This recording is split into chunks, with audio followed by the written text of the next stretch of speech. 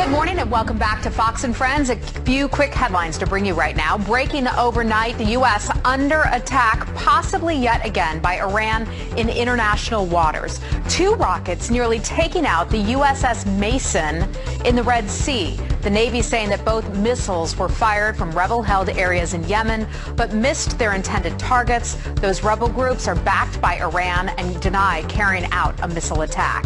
This may be the latest attempt to intimidate the United States by Iran following this embarrassing incident in January when they forced our sailors to their knees before making them apologize. And then you'll recall this one. Their ships recently came dangerously close to our American ships. Matthew now marching out to sea, but the storm still wreaking havoc along the southeast. The death toll rising, with at least 18 people killed in the United States as life-threatening flooding remains a major threat here. Hundreds of rescues intensifying for people who are still stranded, like these men seen being pulled off the roof of their car, which is almost completely covered in water. Take a look at that. And then scenes like this one are now increasingly common from Central Florida to Virginia as Matthew leaves behind a trail of destruction.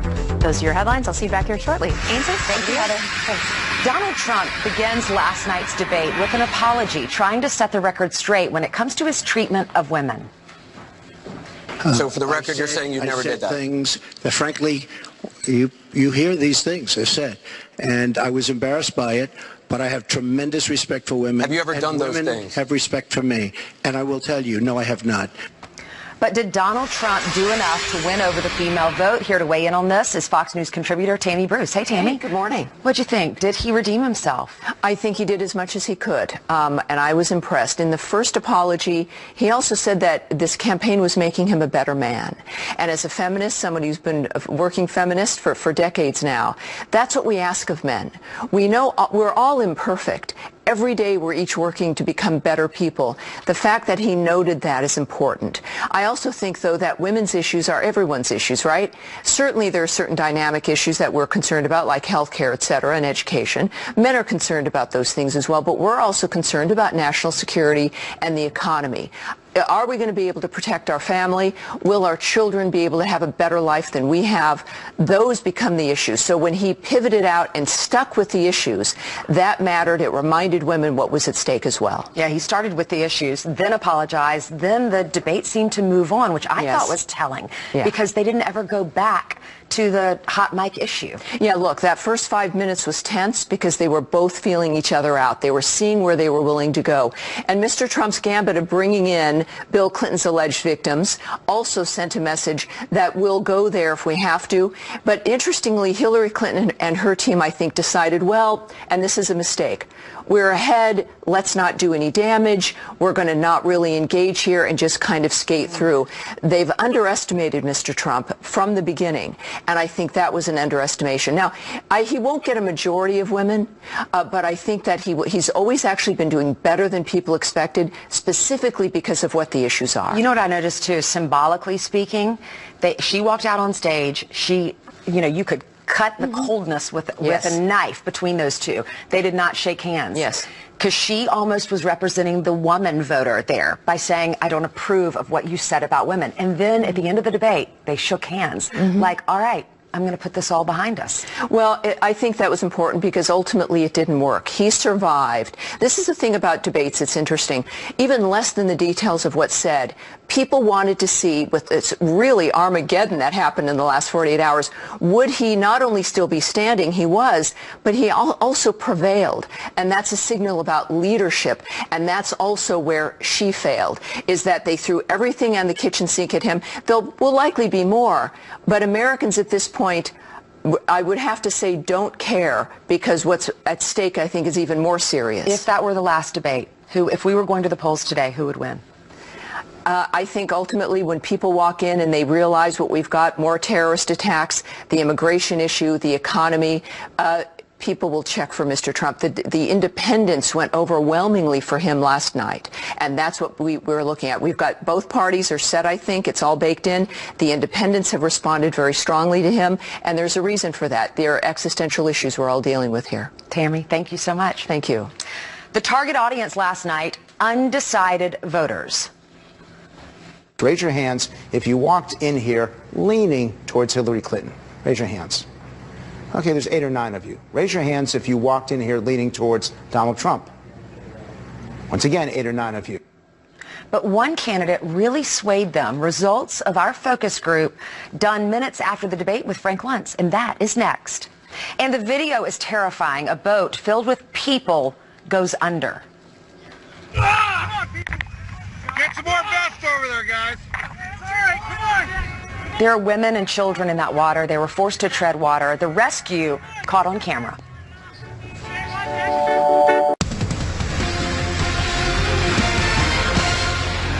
Would either of you name one positive thing that you respect in one another?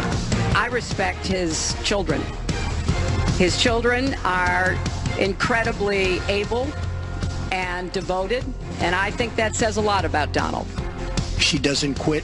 She doesn't give up. I respect that. I tell it like it is. She's a fighter. Yeah, well, I didn't know if Donald Trump was going to say anything at first because he deferred to her to speak first, and then she decided, what about him? I like the fact that he has 3 offspring that aren't like him. That's essentially what she was saying. Steve, it tied a nice little bow on the end of a heated debate. Yeah. I liked the question. Great. Well, his answer was great. And his answer was short. He didn't go the whole 2 minutes. You know, it's really interesting. Pete Hegseth went into the spin room. The spin starts here. But I wanted to see how Frank Luntz did a focus group because of all of the debates. I mean, this was do or die for Donald Trump. And I watched how methodically Frank went through everybody's background to make sure that they knew exactly who was in the room. The people who leaned toward Hillary, leaned toward Trump, and the independents as well.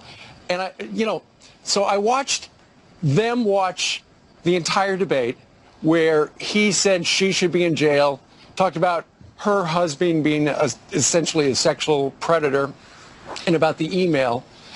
And at the end of the 100 minutes, Frank Luntz essentially said he's never seen such a turnaround where people went in with their heads going one way and came out changed. Watch this. Here's Frank. Every once in a while, there is a debate that has a significant impact, either in the narration of the election or the actual vote itself. And I think this is one of them. Raise your hands. We're here in St. Louis. Raise your hands if you walked in here leaning towards Hillary Clinton. Raise your hands. Okay, there's 8 or 9 of you. Raise your hands if you walked in here leaning towards Donald Trump. Once again, 8 or 9 of you. Tell me, tonight, who was the most impactful candidate? Who says Clinton? Who says Trump? Wow. Explain to me, why Trump?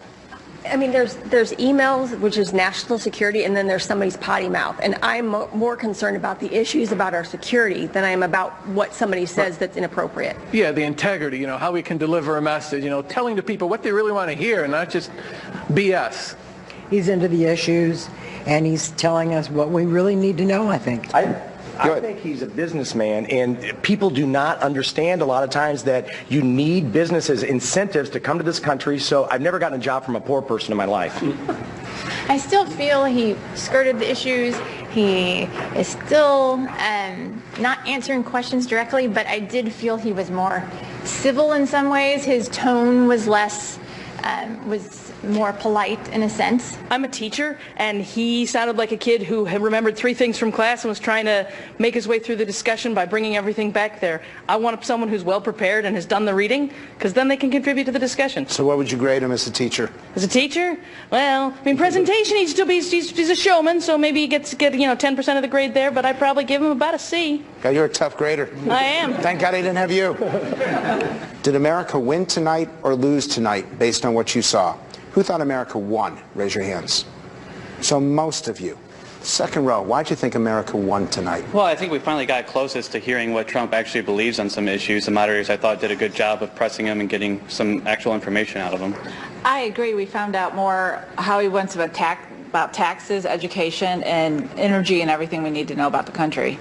Go ahead. I disagree. I felt like he attacked Hillary most of the time and didn't give us any clear answers on what his plan is. Nick, I got to ask you. Yes. You were born where? I was born in Mexico, and one of the things that moved me still toward Trump, even though most of my people don't, is the fact that the talk has been happening since 1988, and none of my people have gotten that amnesty that everyone talks about.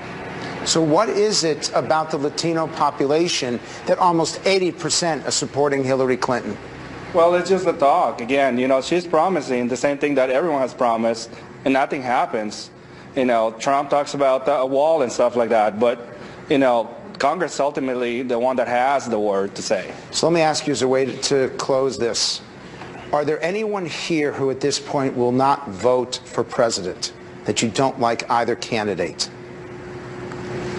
There are a few of you. What is it? What's the problem? Daniel. I just feel like if we're going to vote for a candidate, if we're going to vote for someone who represents America, we have much better choices.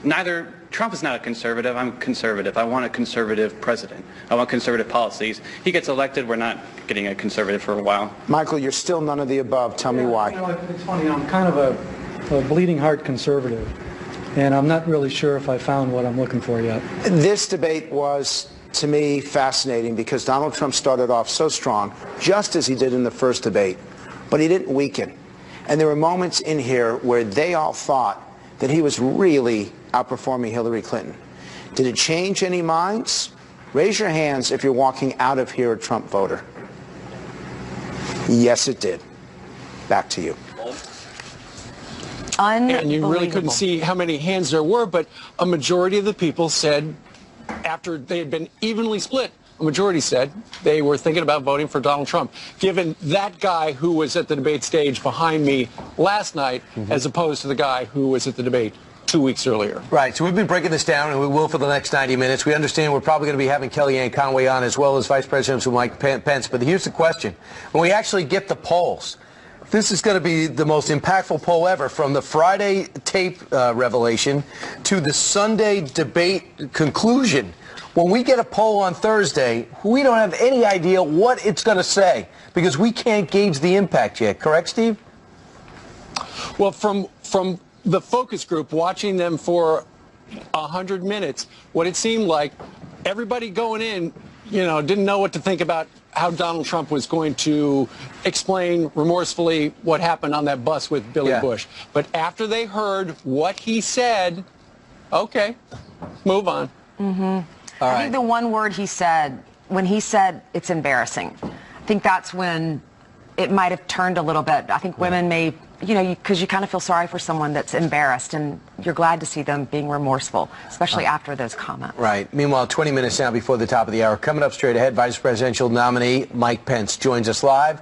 Does he still see eye to eye with Donald Trump? After all, he disagreed with what they said was Mike Pence's policy on the stage last night. And it was one of Donald Trump's best jabs of the night. Listen. It's just awfully good that someone with the temperament of Donald Trump is not in charge of the law in our country. Because you'd be in jail. Secretary Clinton. Are the honesty attacks working? Pete Hegseth and former Senator Scott Brown are rolling in to the stage in their golf carts. Of course, they're being competitive in racing. That'll be next. Of course, we're responsible should they bang into each other.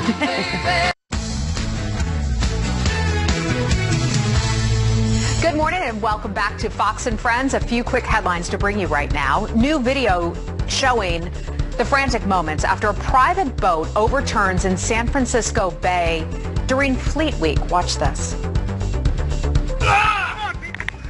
Get some more vests over there, guys. Terrifying. At least there were a lot of boats out there to pitch in to help. A 4-year-old boy is alive this morning thanks to a good Samaritan who performed CPR until rescue teams arrived. 30 people were on that boat, but everyone is expected to be okay. Thank goodness for that. And the Samsung exploding phone nightmare just got a whole lot worse. The company now stopping the production of the Galaxy Note 7 because the replacements are catching fire, as we have been telling you about. This comes after fresh reports, including a teenage girl who was burned when the phone melted in her hands. I'll see you back here real soon. Let's head over to Steve. All right, Heather, thank you very much. Donald Trump taking Hillary Clinton to task over her email scandal, attacking her honesty and character in last night's debate. The thing that you should be apologizing for are the 33,000 emails that you deleted. If I win, I am going to instruct my Attorney General to get a special prosecutor to look into your situation. It's just awfully good that someone with the temperament of Donald Trump is not in charge of the law in our country. Because you'd be in jail.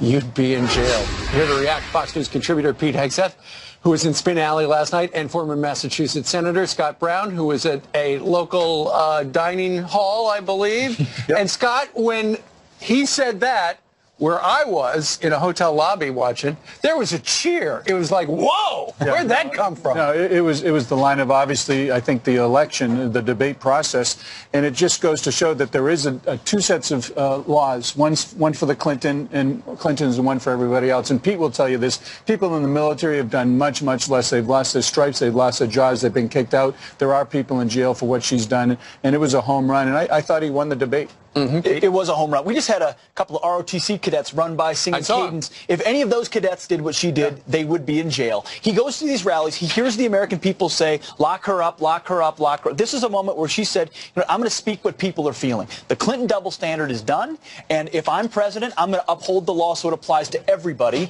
and there's not two sets of standards. Apparently you and James Comey don't agree. Just saying. Yeah. All right. After the last debate, Donald Trump went online, did some tweeting, and then that led to this exchange about the 3 a.m. call and Benghazi. By the way, just so you understand, when she said 3 o'clock in the morning, take a look at Benghazi. She said, who's going to answer the call at 3 o'clock in the morning? Guess what? She didn't answer because when Ambassador Stevens... The question is that the discipline of a good leader? 600 times. Well, she said she was awake at 3 o'clock in the morning. And she also sent a tweet out at 3 o'clock in the morning, but I won't even mention that. But she said she'll be awake. Who's the famous thing? We're going to answer our call at 3 o'clock in the morning. Guess what happened? Ambassador Stevens sent 600 requests for help. And the only one she talked to was Sidney Blumenthal, who's her friend and not a good guy, by the way. So, she shouldn't be talking about that. So, Scott, he turned around the fact that she had hit him on tweeting out about Miss Universe at 3 o'clock in the morning into a very effective argument. Yeah, and that's what he did not do the last debate. He had many, many softballs where he could have hit it out of the park and twisted it and, hit and then moved on and really attacked her and showed the comparisons and the differences. And if you know Donald Trump, which many of the viewers do, guy doesn't sleep. He's a workaholic. So 3 o'clock to him is like maybe 6 or 7 o'clock for others. Should he have been tweeting about former Miss America? I don't think so. But I thought it was a very effective argument and kind of put her back on her heels. And it was a standing clap moment. I think a lot of us have been waiting for Benghazi to come up in the debates. He proactively went at it. And then he did a nice job pivoting to all the other disasters. Libya, Syria, ISIS. I mean, what she has brought to this world. And then he did a great job, too, with borders and with refugees, making the case, if these folks don't have an allegiance to our country, why are we letting them in? Your average voter out there says absolutely right. And you tie that to Benghazi, I think you had a strong message on that. She has a very tough time actually supporting and sticking up for Obama and her foreign policy, which is a disaster. People see it. They're smarter than they're giving them credit for. All right, guys, thanks for coming to St. Louis. We'll see you in Vegas. We'll see you there. Oh, rough duty. Oh, no kidding. Someone's got to do it. All right, guys, thank you very much. Meanwhile, straight ahead, a big part of the Sunday showdown was about your money. Everybody's taxes massively. Everything you've heard just now from Donald is not true. I'm sorry I have to keep saying this, but he lives in an alternative reality. Okay, well, let's talk about reality. Whose tax plan is better for the economy? We're going to talk to Stuart Barney in a little bit. But the Woodhouse brothers are going to talk about the big debate last night, Dallas and Brad, live from their respective cities. All right, scandals take center stage for both candidates in last night's debate. For example, what we all saw and heard on Friday was Donald talking about women, what he thinks about women, what he does to women. She got caught in a total lie. Her papers went out to all her friends at the banks, Goldman Sachs and everybody else, and she said things, WikiLeaks, that just came out, and she lied. And, of course, we're talking about the transcripts to her speeches to Goldman Sachs and others like that. It was a weekend of bombshell after bombshells. Is this signaling an end, a nasty end to both campaigns? Here to debate, two people who often disagree. The Woodhouse brothers, Brad, president of Correct the Record, and Dallas, executive director of the North Carolina Republican Party. Dallas, for the most part, I think we can all agree that Donald Trump was actually fighting for his own candidacy, his own legitimacy last night. Did he save it?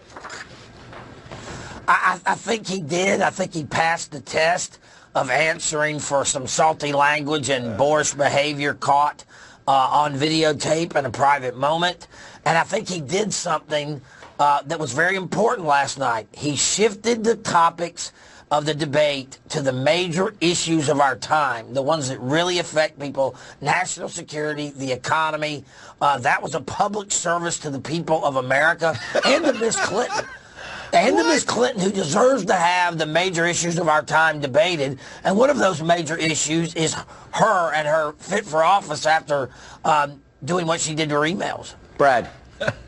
Well, I just feel like I'm living in an alternative reality, listening to some of your guests and listening to Dallas. Look, every scientific poll shows that Hillary Clinton crushed Donald Trump last night. The CNN poll said she won by 23 points. You actually think that? He plotted. Of course I do. I mean, look, this guy plotted around the stage. He interrupted her 18 times. He whined to the moderators. He didn't look the least bit presidential. Look, I know if you think that emails and Benghazi are the most important questions in the world, you think you won the debate because that's the only thing. Because that's the only thing you care about. So let's move on to Donald Trump's salty language never killed anybody. Let's get specific for a question. It wasn't salty language, Dallas. He said that he sexually assaulted women. He said he grabbed them, and he said he kissed them That was forcibly. issue in the first 20 minutes. Real quick, the tax question tripped up Donald Trump last time. Dallas, he seemed to have done much better with it this time, correct? Yeah, I think so. And I think here's the thing. People know that Donald Trump is rich, and they know that he has built an entire private enterprise. He's rich and pays no federal income taxes. No federal income taxes, Dallas. You don't He's know rich that. I don't and believe pays no you. taxes. He effectively did that with the George Soros taxes. The guy George Soros and the Warren Buffett analogy, I think, was pretty strong. They're not running for president. Well, they also are both billionaires, and it can explain money at that level. Guys, thanks so much. Coming up straight ahead, Mike Pence, Kellyanne Conway. That's exactly what they look like.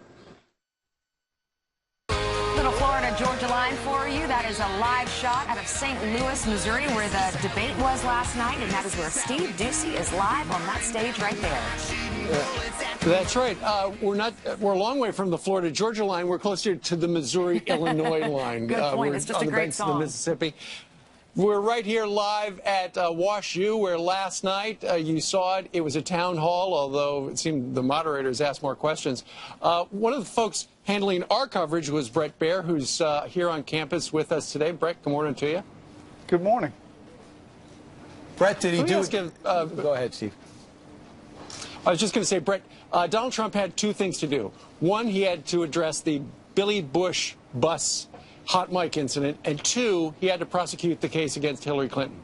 How did he do? Well, two things. One, can we just say that it was a little surreal, the whole thing, the 90 minutes. And it started without the handshake. It was very tense. I was in that room. It was, I mean, you could cut the tension with a knife.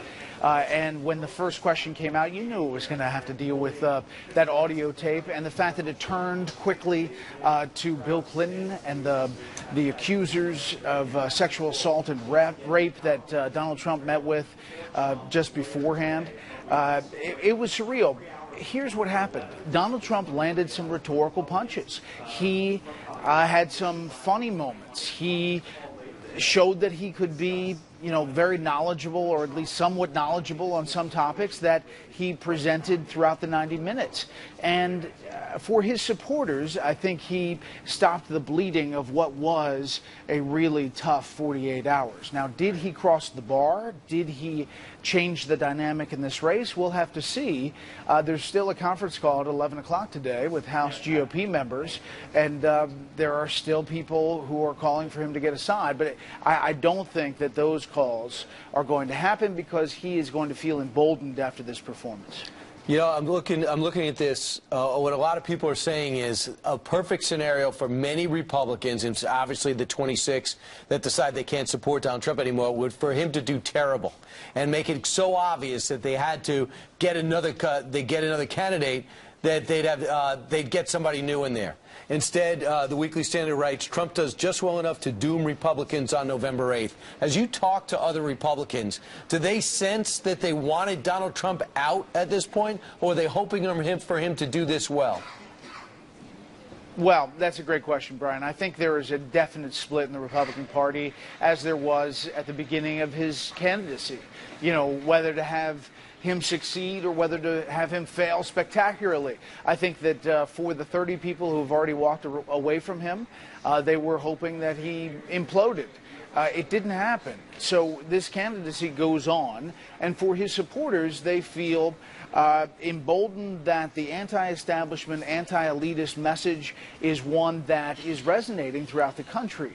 The question is that before that tape came out, Donald Trump was having a hard time in the polls anyway, with the swing states, with women particularly. Then the tape comes out. We haven't really seen any polling after that.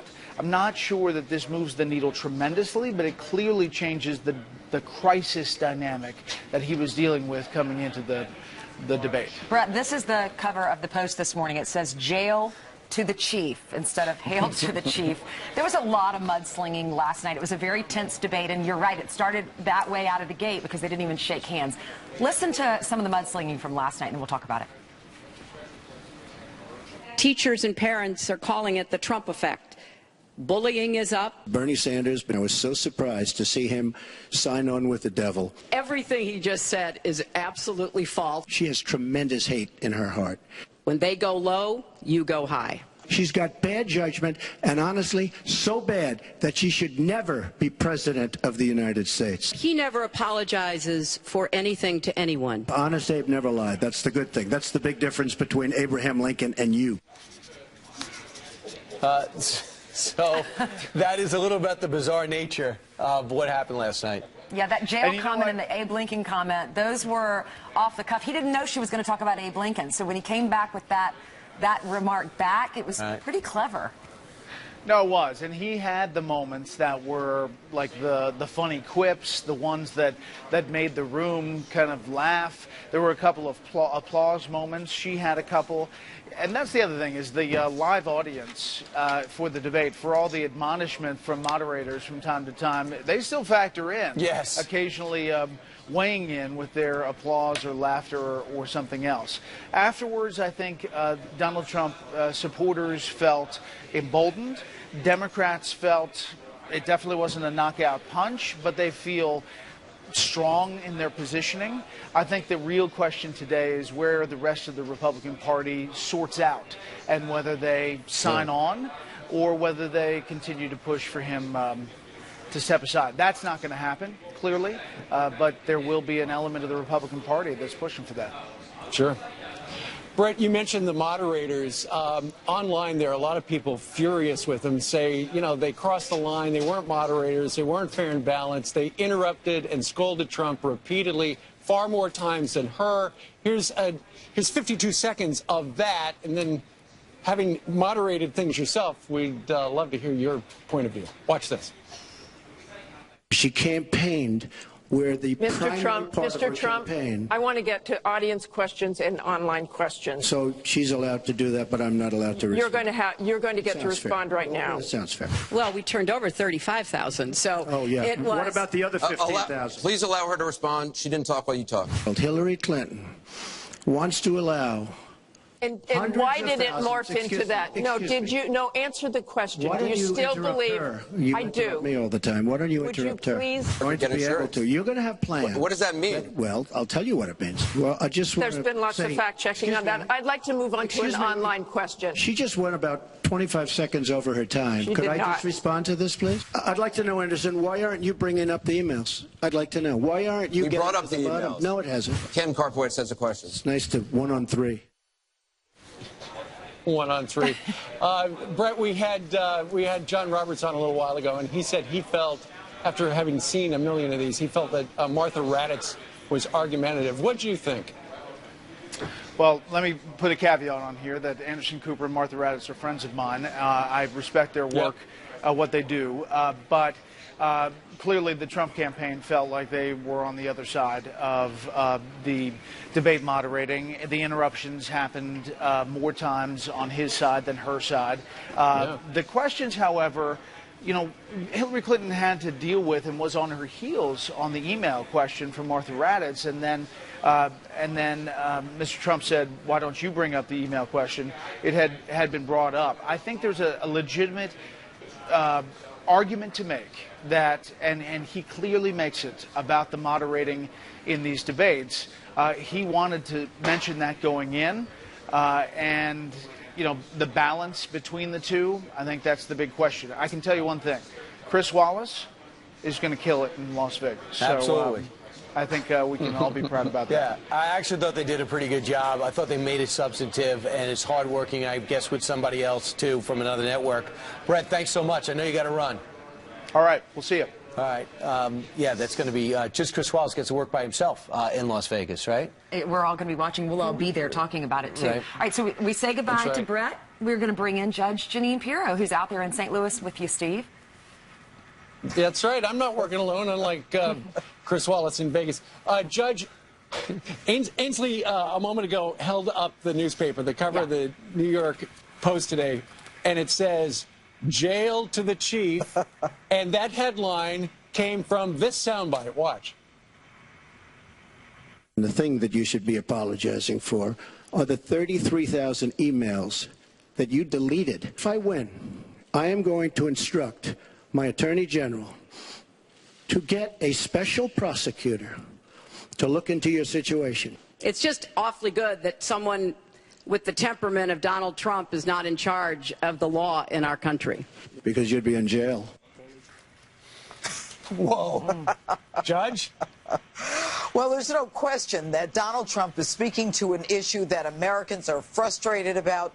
Hillary Clinton has corrupted the Department of State. She has corrupted the Justice Department and now the FBI. And when Donald Trump talks about the thousands of Americans that he talks to, the woman has done she has destroyed evidence. She has obstructed justice. She has perjured herself. She has left our state secrets on an unsecured server, less secure than Gmail. Yeah, but other than that, let's talk about the foundation. Let's talk about why she put that server together. Yeah, but other than that, let's talk about all of the things that she's done to those victims. And by the way, she was rattled when she came into that debate. She saw those women. Bill Clinton saw those women. And I'm telling you, if you caught that one clip of Bill Clinton, he's saying to himself, am I the next Bill Cosby? These women are still here, and I'm here as well. You've got a Hillary Clinton's business, her life's mission has been to get to the White House, no matter who she has to run over to get there.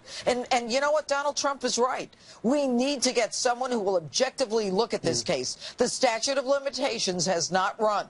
There is evidence still to be found there. The FBI can destroy the laptops of Cheryl Mills and all of those people that they want to cover up, and I am ashamed of what they have done. I've spent 30 years in law enforcement.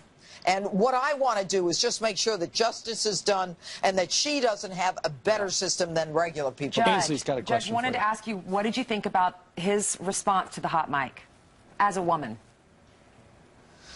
You know, as a woman, first of all, let me say this. I know Donald Trump for 30 years. We've socialized with him. I have been involved in a million situations with him and his children. He has always been a gentleman. I didn't meet him once or twice. I know the man.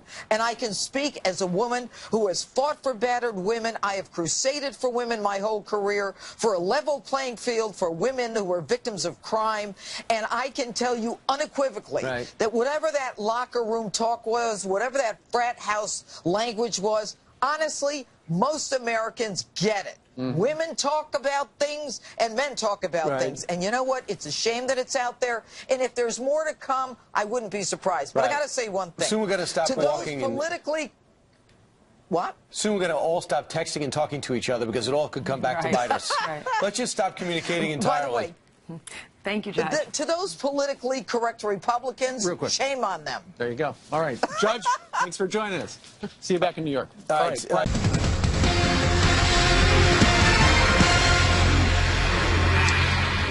With Donald Trump coming out strong at the second debate last night here in St. Louis, Hillary Clinton made her plane her own private spin room. Fox News senior political correspondent Mike Emanuel covers the campaign and joins us live here at WashU.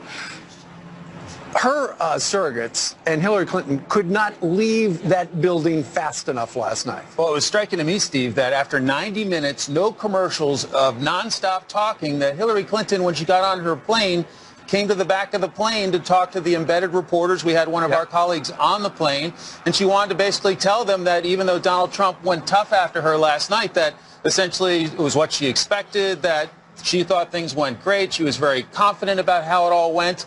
And here's a sample of what she told those reporters after the 90-minute debate. I pretty much saw what I expected to see. And that's why, the first thing I said was this is something that I've been saying since June, that he's not fit to be president and commander-in-chief. So there was definitely an effort to basically say I wasn't rattled by his attacks. I wasn't rattled by the women being there in the audience. And bottom line, I felt like it went well. Some of her Democratic friends are saying she was a little cautious, a little safe. But we know that that's part of her nature. Yeah. All right. You're going to be heading to Florida from chilly St. Louis today to travel with Mrs. Clinton. Where's she headed? That's right. She's going to do an event in Miami tomorrow, talk climate change with former Vice President Al Gore. That is his baby, of course, and they just had Hurricane Matthew go by Florida, and so she thinks it's timely. We're going to see this pattern of going to Florida, Ohio, Michigan, maybe a little Iowa, a little Nevada, these battleground states in the final days of this campaign. I know you're traveling. There was a helicopter a second ago. Was that for you? Just going to take you over to the airport? All right. Let's go. All right, Mike, thank you very much. Thank you, Steve. Great work. There it goes. That's Mike Emanuel's right out to Lambert Field. Look at that. They're covering Fox and Friends, wondering why we're still here. All right, coming up on this Monday, Congress turning their backs on Donald Trump, but are they throwing stones in a glass house? Horses, are accusing him of being this awful person, and really the words I think that were most harmful is when everybody's running around saying he's condoning sexual assault. No, he's not. Trump campaign manager Kellyanne Conway is here with the next step for the candidate. That followed by Mike Pence, live from St. Louis and New York City.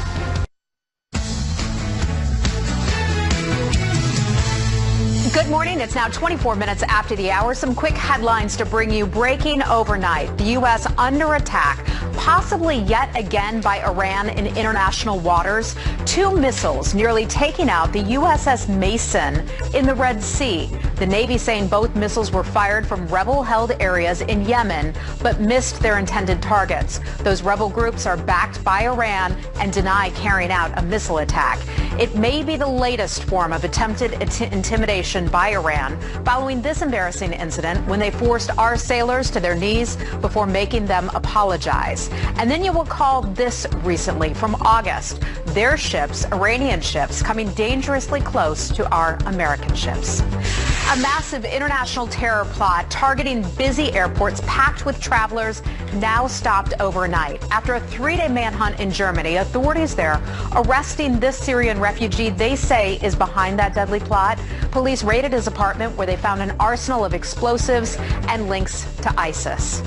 And Matthew marching out to sea, but that storm is still wreaking havoc along the southeast part of our country. The death toll now rising with at least 18 people killed in the United States as life-threatening flooding remains a major threat here. Hundreds of rescues intensifying for people who are still stranded this morning, like this man. You can see him being pulled out of the window of his house up to the roof, and you can't see the ground. It is just all water there.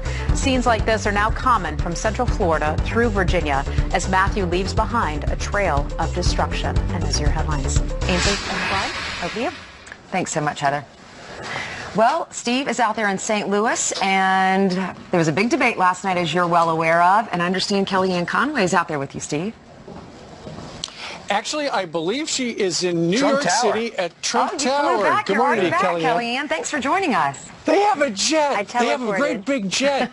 Yeah. It's called 1 hour sleep, and it looks that way. I don't think so. Yeah. Kellyanne, let me just ask you real quick. What was the mood like when you got on the plane with Donald Trump leaving for New York? Anybody would believe that the future of the campaign was in the balance. Describe that plane ride.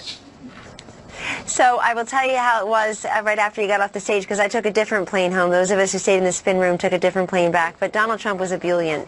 He knows that he won that debate. He knows he took the case right to Hillary Clinton on everything from her disastrous Russian reset to Libya to Ambassador Stevens and others begging for more security and not receiving it, to Syria and her plan to get 550% increase in refugees here.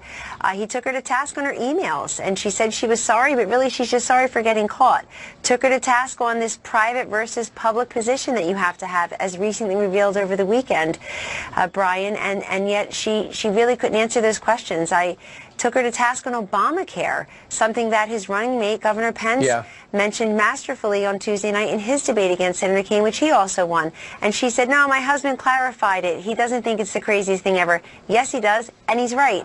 So I thought it was a really great policy night and a great night for people who want to see a choice between past and future, between a successful businessman and a failed politician. Kellyanne, everyone was watching last night to see what his response was going to be about the open mic, especially women. You know, that tape was released on Friday. The debate was on Sunday. What was your advice to him? So I will first tell you that my reaction was a combination of what Governor Pence and Melania Trump and Donald Trump have said about his comments. I, too, found them to be unacceptable and offensive, and nobody's here to defend them, including Donald Trump. He apologized on Friday in a video post that everybody can see. Those are his words. And he again repeated that last night, said that he hated it, he was embarrassed, he apologized for it. And then he also said the difference between words and actions and talked about that very important distinction. The other thing I think is incredibly important, Ainsley, in this conversation is when Anderson Cooper pressed Mr. Trump on sexual assault, Donald Trump shot back and said, no, that's not what this was. These are words. And I think there's something there, because this term sexual assault has been bandied about. And I will tell you, somebody who's worked with, and certainly has in my life, as I'm sure we all do, victims of sexual assault, it demeans them to equate that with this for political purposes. Kellyanne, let me ask you this. What was the strategy behind having the 4 accusers of Bill Clinton who say they are the victims of Bill Clinton's sexual assault, having them do that little press event and then go into the town hall last night? What was the strategy behind doing that? Well, these women want to be heard, Steve, and they will come on your show anytime you'll have them, I'm sure, each of them. I felt that they were profiles and courage for showing up there last night at the debate, and they want to be heard. Kathy Shelton was 12 years old when she was raped. That is not in doubt. She was raped. She was 12 years old, raped by a man over 40 years old who none other than Hillary Clinton defended. And she got him a plea bargain, and then a year later she was caught on tape laughing about the process. And I just want to tell the viewers that this rape happened in Arkansas 2 years before the rape shield laws went into effect, and that was a horrible time when people could just sort of shame the victims. This girl was 12 years old, and Hillary Clinton did exactly that. And look, the issue is about Hillary Clinton. I think that her campaign knows she was rattled and way off message last night for whatever reasons. I would be too if I had to defend that unremarkable Senate record and really irresponsible, unsuccessful record as Secretary of State. But apart from that, this is about Hillary Clinton's treatment of those women. She blamed them and she shamed them. And the New York Times laid it out last week in vivid detail that she would comply with the private investigators. She would try to ruin them. And it was always their fault. You said this last night. Kellyanne, do you think they were a little rattled? Do you think Hillary was a little rattled because those women were there? She was rattled and off message for some reason. She had a much stronger performance in her first debate. I don't think the town hall format is really for her, because well, you have to go and talk to people. She doesn't do that very often. Unless you're a donor behind some gated mansion at a fundraiser, you don't really get to see her up close and personal. Or if you're at Cipriani while she's calling tens of millions of people deplorable and irredeemable. By the way, Cipriani's a nice fancy restaurant here in New York. So for her, I thought it was an uncomfortable format. It's a natural habitat for Donald Trump, a real sweet spot for him. And I'm sure she was uncomfortable. Right. She also never answered Donald Trump's questions about those 4 women. She just blew them off completely. Yeah, she said, oh, they're inaccurate, and they kept moving on. Something struck me about what you said to Megyn last night. So let's play the clip, and then I want to get you to elaborate if you would. I find it nothing gracious. Let me tell you something. There are members of Congress, current and former, who have rubbed up against women and who have put their tongues in their mouths uninvited. Maybe when I was younger and prettier, that may have happened to me. In other words, these people on their high horses, are accusing him of being this awful person. And really, the words I think that were most harmful is when everybody's running around saying he's condoning sexual assault. No, he's not. And that's exactly why you have to see the difference between. Well, it's because he said I grab him by the genitals. What he's saying, and those are guys talking. I think it's horrible talk. I think it's not every guy talks like that. I didn't say that. I did not say that. I said those are 2 guys talking. We know who the 2 guys were, and he has said he didn't mean it that way. He's sorry for it. He's a changed man. He doesn't speak that way. Well, one of these days I'm going to have you back. We're going to talk about those losers in Congress. So you were talking about Congress, and I guess it was referring to how many people have jumped off the Trump train after those comments came out on Friday, Kellyanne. Who were you referring to when you said that they are hypocrites, essentially, to summarize your remarks? Were you talking about Republicans? Were you talking about Democrats? Oh, that's a bipartisan problem in Washington, D.C., and I won't go any further into it, but they know who they are. And I just want to make the point very simply that people do get on their high horses. They do cast that first stone, and they just ought to really reflect. They ought to look inside and think about what their conduct and or words have been over the years. And it sounds like Megyn either agreed or could at least sympathize with the point that was being made. Kellyanne, did you ever consider dropping out or stepping down after those comments were made? Friday? No, I did not. I did not. And there was horrible reporting from a different network that was called to task this morning on it, that I was dropping out, that Mike Pence was jumping off the ticket, that Donald Trump was jumping off a Trump Tower. You name it, it was out there.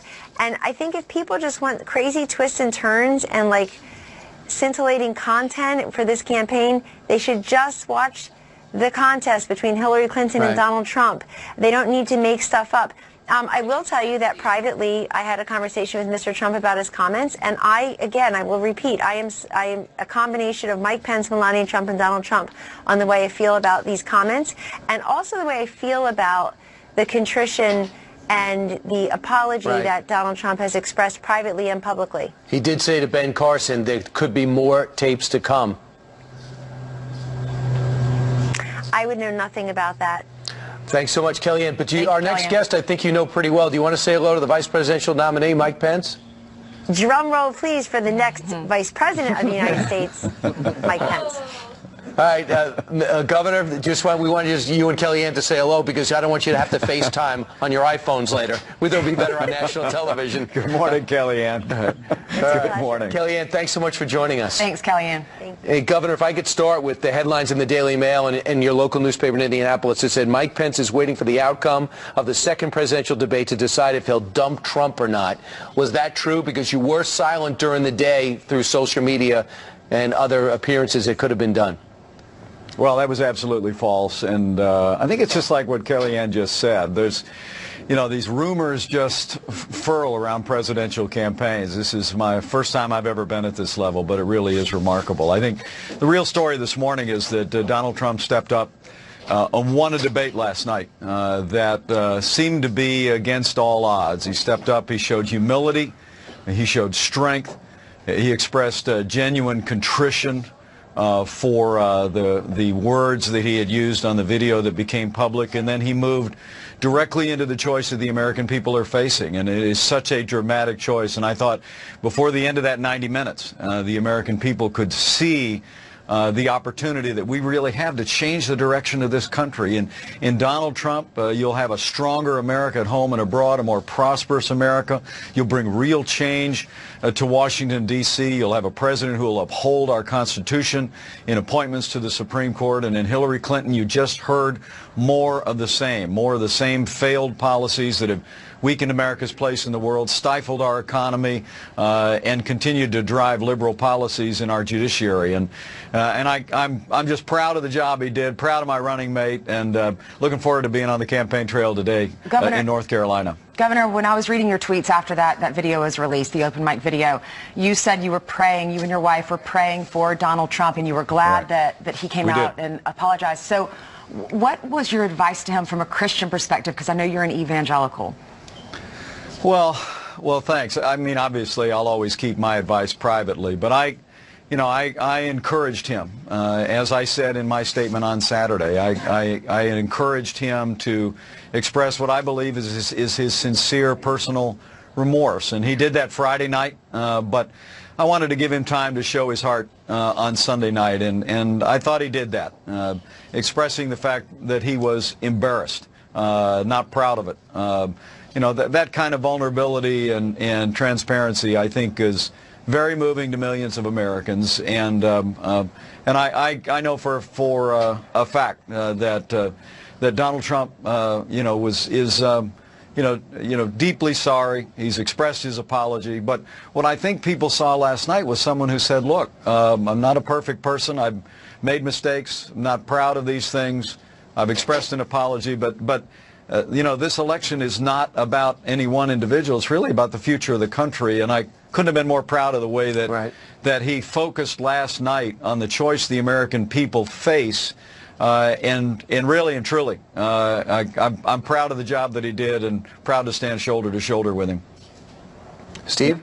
Governor, I was reading online that Donald Trump threw you under the bus because you and Donald Trump have different takes on what should be done regarding ISIS and Syria. Because last week at your debate, you said you were talking about safe zones, and then Donald Trump had a different point of view last night. So I'm sure you talked to him about that, or you thought about it. What's going on between the two of you on that topic? Well, I think Martha Raddatz just mischaracterized the statement that I made in my debate a week ago. I was asked a question about Aleppo. Donald Trump and I both know that when Hillary Clinton said her #1 diplomatic priority was a reset with Russia, which has been obviously a complete disaster. I mean, after the reset by Hillary Clinton, the Russians invaded Ukraine. The Russians have created this renewed alliance with Assad. They brought barbaric violence there. But the question Martha Raddatz asked me, the question that was asked by Elaine in our debate had to do with the humanitarian crisis in Aleppo. And I said Donald Trump and my position is that we need to establish safe zones. We need to secure those safe zones, and if necessary, to use military force to allow the hundreds of thousands of people trapped in Aleppo, including 100,000 children, to be able to escape. Last night, Martha Raddatz conflated those into a larger question about Russian provocation, Russian aggression, and so I didn't begrudge him at all saying we haven't discussed it. He disagreed with that, and make no mistake about it, in Donald Trump and I, you'll have a different kind of leadership relative to Syria. His focus, as he made clear, is on hunting down and destroying ISIS within Syria. But establishing and securing safe zones has been a policy of this team. It'll be a policy of the administration going forward. But he's wrong, though. Russia is not targeting ISIS directly, and neither is Assad. That's not their priority. But moving on, Governor, I understand that House leaders will be on a conference call at 11 a.m. today. And number one, will you be on that conference call? What is your message to so many GOPers who used this weekend to jump off the Trump train, which you're a part of? Well, no, I'm going to be campaigning in North Carolina today and Iowa later this week, and looking forward to being back on the campaign trail. I think I would say to every Republican is, look, this is a choice between two candidates, and it's a choice between two futures. But they know that, but they listened Friday and they said, I'm out of here, I can't support him. Well, I know people said that. you know, what I had encouraged Donald Trump to do, because I had said before I was offended by what I saw on that video. Said that I, you know, didn't condone it, couldn't defend it. Urged him to show his heart to the American people on Sunday night. I think he's done that. My hope is that people across the country, including elected officials, believe in redemption as much as I do, believe in second chances as much as I do. Here's someone who in an 11-year-old video made comments that he regrets and has apologized for. But it doesn't change the fact that in Donald Trump and Hillary Clinton, you have two people that are going to take this country in dramatically different directions. And my hope is that people around the country will see that. We'll see we have 4 short weeks here to take this case to the American people. And, you know, one of the things Donald Trump says to me more than anything else is, this is not about him, it's not about us, this is about the country, it's about the future. And a movement of the American people. More than 7 out of 10 Americans know this country's headed in the wrong direction.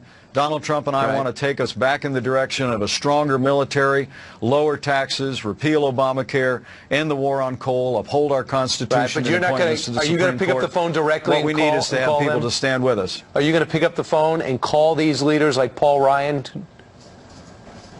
You know, I'm happy to talk to any of my friends in leadership, but honestly, this election is really in the hands of the American people. You know, at the end of the day, in the next 4 weeks, the American people are going to be making a choice that will culminate when the polls all close on November the 8th. And I just truly do believe that as you look at the policies of this administration, Hillary Clinton essentially wants to continue the policies that have weakened America's place in the world, stifled our economy, walked away from our most cherished constitutional traditions like the Second Amendment. Donald Trump and I want to turn around, go back up in the direction of a stronger America at home and abroad that stands on our constitutional principles and upholds the highest standards of integrity in the highest office in the land. And I think for all of those reasons, I like our chances come November the 8th. All right. Governor Mike Pence, thank you for joining us this morning. Thank you all. Still ahead, Hillary Clinton tries to use Abraham Lincoln to explain her latest WikiLeaks bombshell, but Donald Trump is not buying it. Okay, Honest Abe never lied. That's the good thing. That's the big difference between Abraham Lincoln and you. The online reaction to that is priceless. Relatively humorous. Plus, debate reaction from 2 men who know presidential politics more than most. He goes by the name Karl Rove. The other goes by the name of Joe Trippi. Together, they're driving in one green golf cart, which is rented, so please be careful.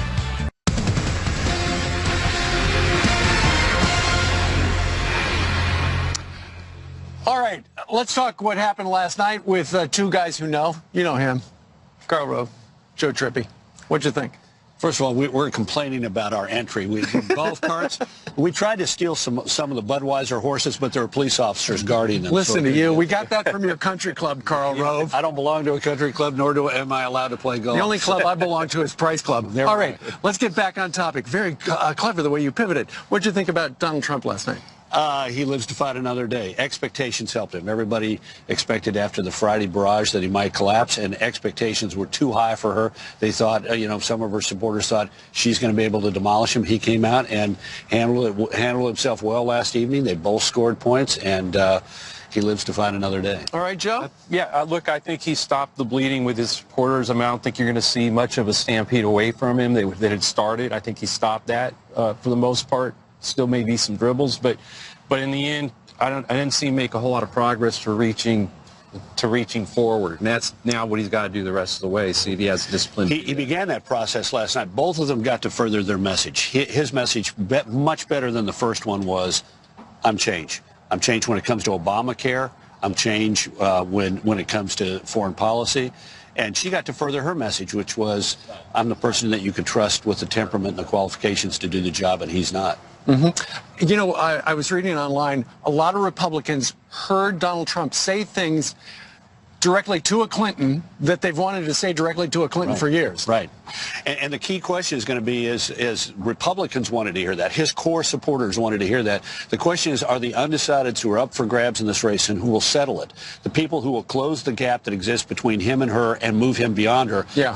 Undecided suburban voters primarily, is that what they wanted? Well, that was his problem last night. I mean, it was both the positive for him, and part of the problem is, yeah, a lot of the things he was saying, I'm convinced, sure, really enthused his supporters, a lot of the Republicans that wanted to hear him say those things to the Clintons. The problem is when you get back to these swing states, to the suburban areas, to the college-educated whites that he needs to reach out to, I'm not sure they're listening to that stuff. That's where, when he did turn to policy, that's where he's got to keep it the next 30 days. And the question is, does he really have the discipline to do that for 30 days?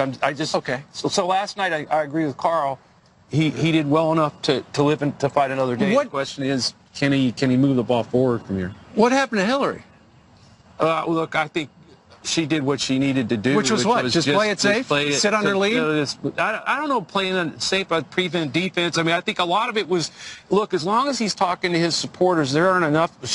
I think the Clinton campaign's view is there's not enough of them for him to win. So if he wants to make those kinds of attacks, I'm going to let him go. When I start seeing him reach out to those suburban areas and college-educated whites, that's when I'll slap back. And he never really got there. Her message was aimed at a narrow group, those undecided suburbanites. That's why she said this is not, the Friday tape is part of a broader picture. Right. And at the end, remember how many times she sprinkled with all the bipartisan things that she claimed to have done? That was a direct appeal to that soft Republican voter in suburban Philadelphia, that, you know, Republican in the I-4 corridor. She had this part of the electorate that she was aiming at. He was looking at this core group over here, which is a larger group than that. And they both may have won with the groups that they were reaching out to. That's what, and so what we see now is sort of her playing it safe. No, it wasn't. She was going for a very specific piece of the electorate. Well, that means the tiebreaker is going to be Vegas, baby. Absolutely. All right. Chris Wallace. Thank you very much. We want better transport in Vegas. Can you do that for us? I'm working on it. Let me get Wayne Newton on the horn. All right, Ainsley, back to you. Thanks, Steve. I'll let you work on that, and I'll tell folks at home what's coming up next. So who was the biggest star of the night? This guy. What he did is taking the internet by storm. Clayton Morris has the best social media moments of the night, and he's walking into the studio. Come on over, Clayton. So then 29 days, what is the effect of debate number 2? Big lineup of analysis today. We'll talk to the Trump team. We'll talk to Bill O'Reilly. We'll keep an eye on the Republican defectors and what impact that has today. Also, with the killer storm Matthew left in its wake, and did the Iranians fire an American ship at sea? Martha and I will see you on a busy Monday morning. 6 minutes away, top of the hour. Guys, back to you. All right, Bill, we're going to be watching that. And, of course, Bill O'Reilly was with Chris Wallace yesterday in a very good interview. Talk about good people. Clayton Morris.